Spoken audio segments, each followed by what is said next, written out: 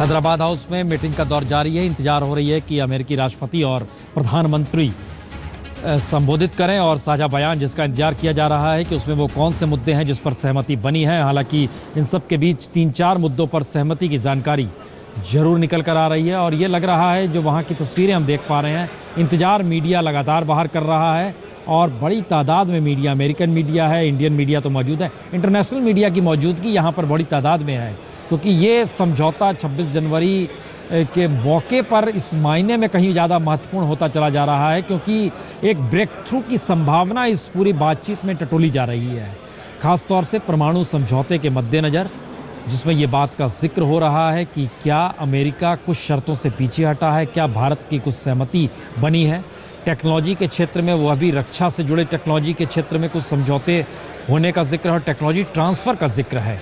तीसरी बड़ी बात, अमेरिका चाहता है जलवायु को लेकर जो समझौते, भारत उस दिशा में आगे बढ़े तमाम मुश्किल हालत में भी, लेकिन उन सब के बीच उस पर भी एक सहमति की बात है। जलवायु के क्षेत्र में भी अमेरिका अपने दृष्टिकोण से भारत को उस प्लैंक पे लेकर आना चाहता है।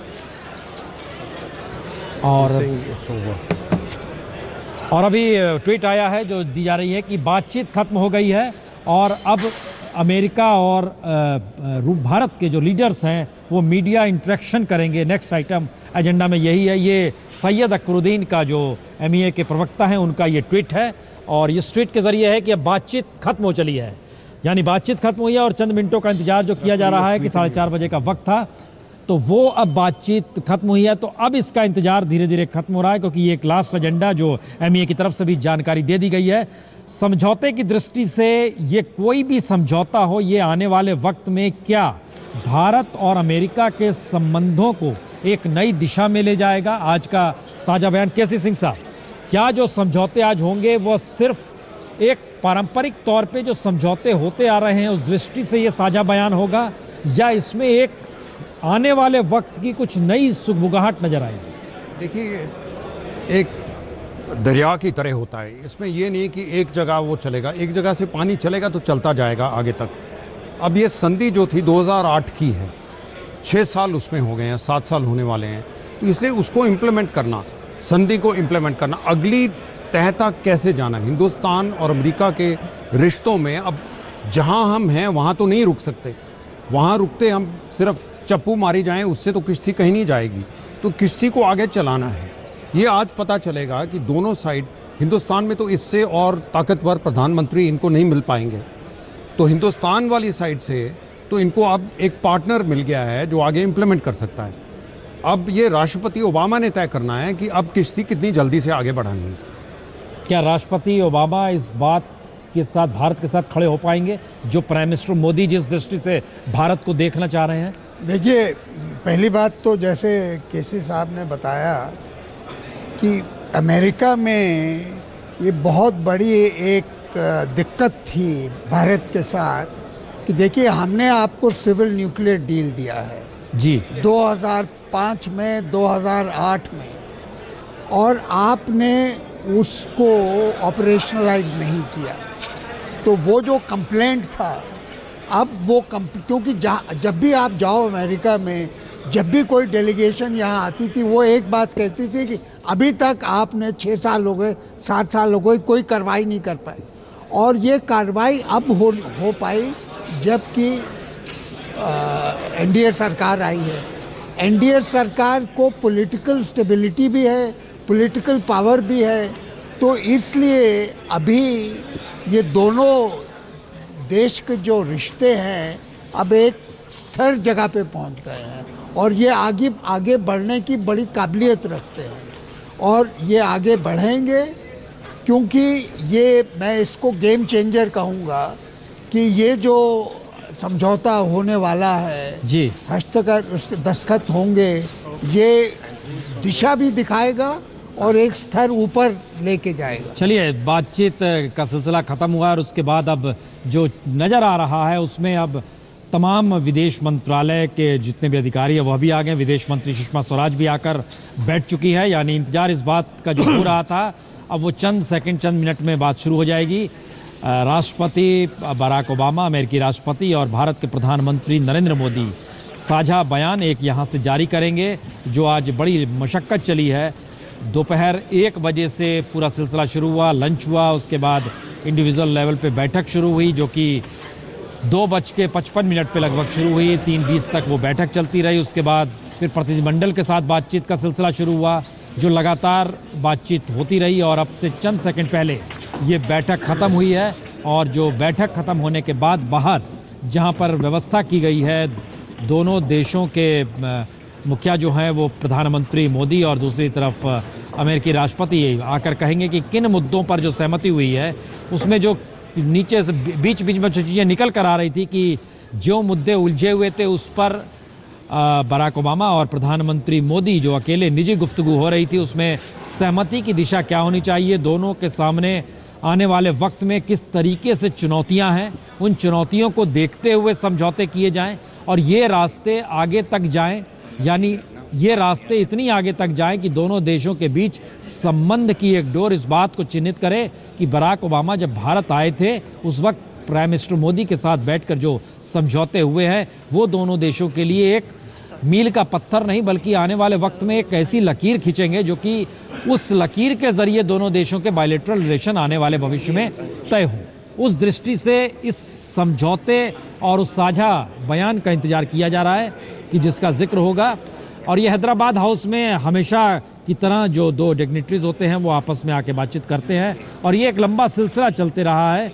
ये अपने तरीके का हैदराबाद हाउस की एक पहचान बनी हुई है कि जब भी किसी दुनिया के किसी भी देश के प्रधानमंत्री या राष्ट्रपति जब यहाँ पर आते हैं तो ऐसे में उसके बाद यहाँ पर सामने रखी जाती है अपनी अपनी बातें और उसमें संयुक्त बयान यहीं पर जारी होता है। ये पिछले दिनों सार्क देशों जब प्राइम मिनिस्टर जब ले रहे थे सार्क देशों के साथ जब बैठक हुई थी उसके बाद जो बातचीत वह भी हैदराबाद हाउस में हुई।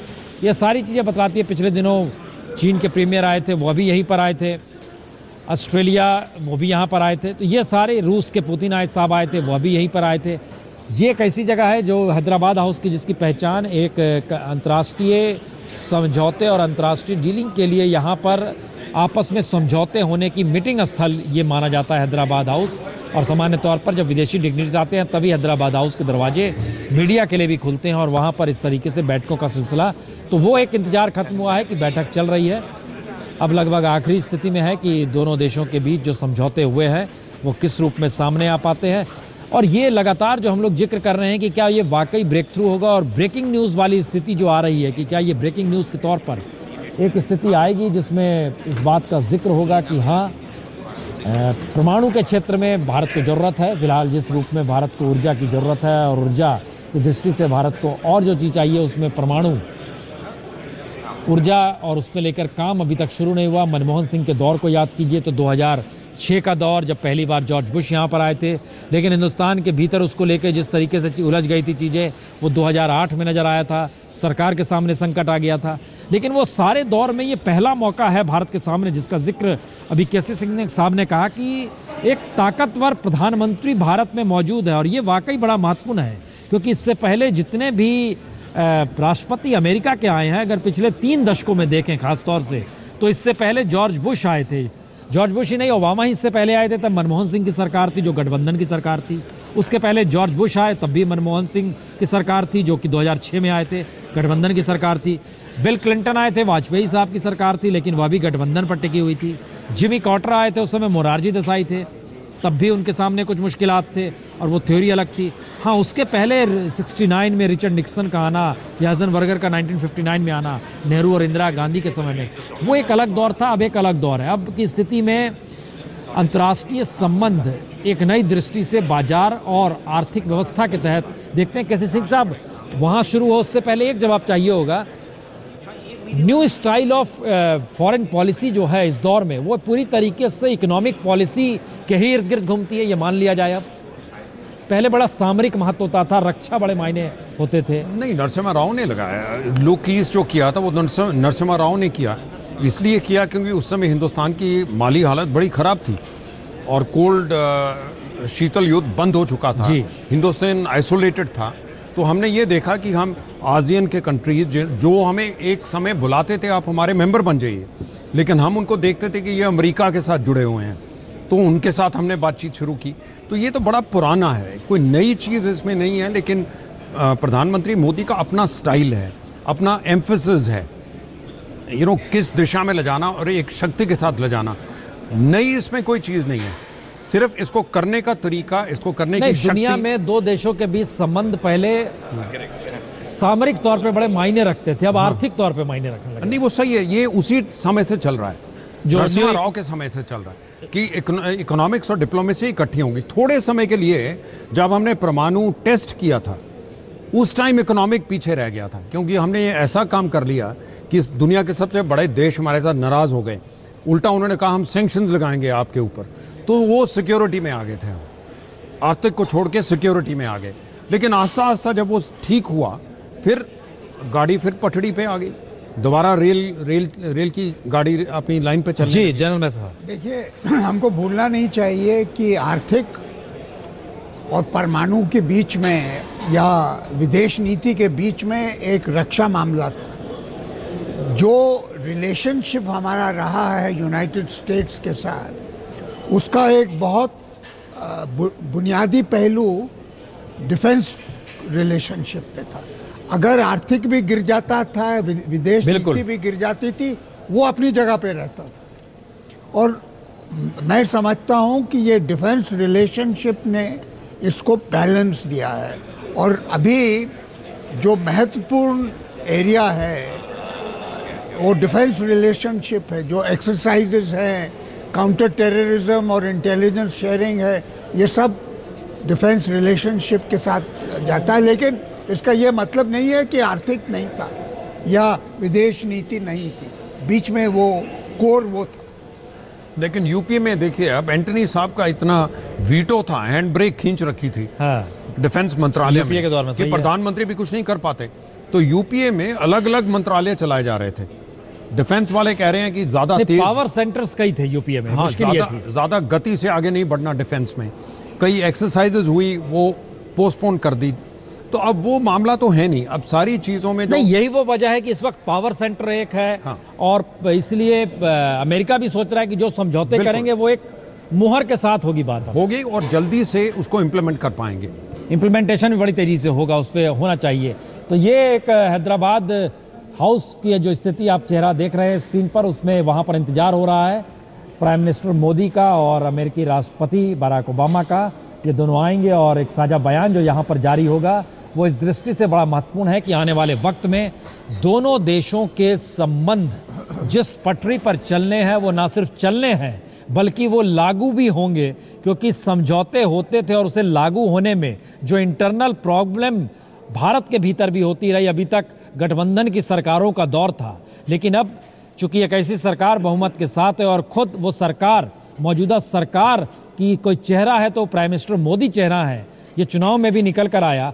तो जो शख्स बातचीत कर रहा है उसी शख्स को चीज़ें इंप्लीमेंट भी करनी है, यानी कोई दबाव नहीं है।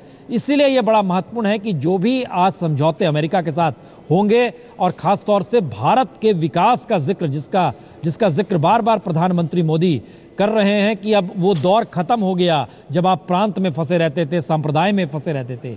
विकास और मेक इन इंडिया, ये इस दिशा में भारत बढ़ेगा आगे। और इस समझौतों के ज़रिए अमेरिका किस रूप में सहयोग करता है, साथ आके खड़ा होता है, भारत के साथ किस रूप में सहमति है, उसके कम से कम एम्बियंस तो आज सुनाई दे ही जाएंगे इस साझा बयान में, जिसका इंतजार लगातार हो रहा है कि क्या इस बातचीत के ज़रिए ये माना जाएगा कि आने वाले वक्त में भारत खास तौर से जो एनर्जी क्राइसिस से गुजर रहा है, पावर सेक्टर के क्षेत्र में बड़ा क्राइसिस है, उस जगह पे भारत कितना उत्पादन कर पाएगा और एनर्जी के लिए और किस तरीके से भविष्य के लिए जो समझौते अमेरिका के साथ होंगे, कम से कम ना सिर्फ राष्ट्रीय तौर पर बल्कि एनर्जी के क्षेत्र में अंतर्राष्ट्रीय तौर पर भी समझौते अमेरिका के ज़रिए किए जा सकते हैं। दुनिया भर में उनकी जो भी खादानें हैं, जिस भी रूप में एनर्जी जहाँ से ली जा सकती है, ये एक तरीका 20 वर्षीय समझौते होते हैं इस क्षेत्रों में।